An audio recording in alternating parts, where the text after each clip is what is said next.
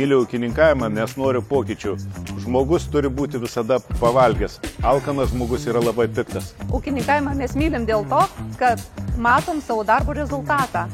Čia ir dabar. Nueini į lauką ir tu matai, kiek tavo darbas davė, kaip gražiai derlius auga, kas iš jo bus. Ir suprantam, kad mes auginam duoną. Ir kad tai yra pats svarbiausias darbas žemėje. Nes jaučiuosi savo vietoj, man patinka tai, ką aš darau.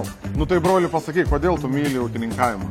O broli myliu dėl to, kad ūkininkavime esi tu, vienintelis mano brolis, yra tėvukai, buvo seneliai, kurie viską sukūrė ir įskiepijo mylėti tą mūsų gražų, ilgalaikį perspektyvų žemės ūkį, kurį šiandien puoselėjam ir tęsiam pradėtą seną tradiciją. Tikrai ūkininkausi daug metų? Aš galvoju, kad taip. Gerai.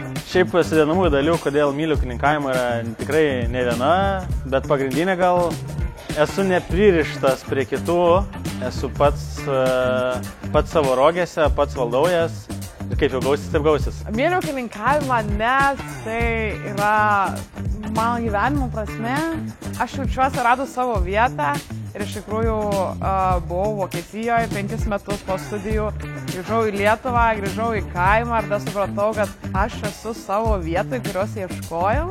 Tas buvimas savo vietoje ir daugiau nieko nebetrūksta.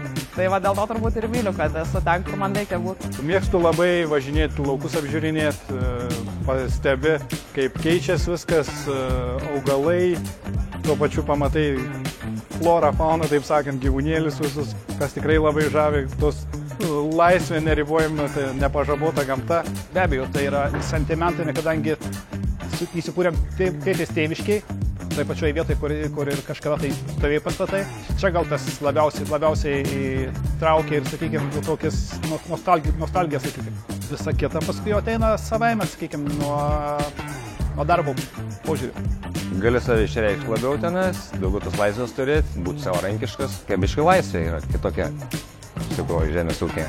O dėl ko tu myli, broli, pasakyk? Aš kodėl myliu, aš irgi galvoju. Kaip aš sakau, jeigu tu esi tikras ūkininkas tada, jeigu, pavyzdžiui, prasideda šienapjūtė, kai žolė nupjauna su rasa, tai tu atvažiuoji ir jeigu ta žolė tau kvepia šienas, jeigu tu tokius fiksuoji, pavyzdžiui, važiuoji laukus, matai stirnas, matai gyvūnėlius, tu pastebi rūką, tu džiaugies, kada lyja, kada saulė, aš manau, čia ir yra visa esmė, kad tu ūkininkas tiki į tą gamtą.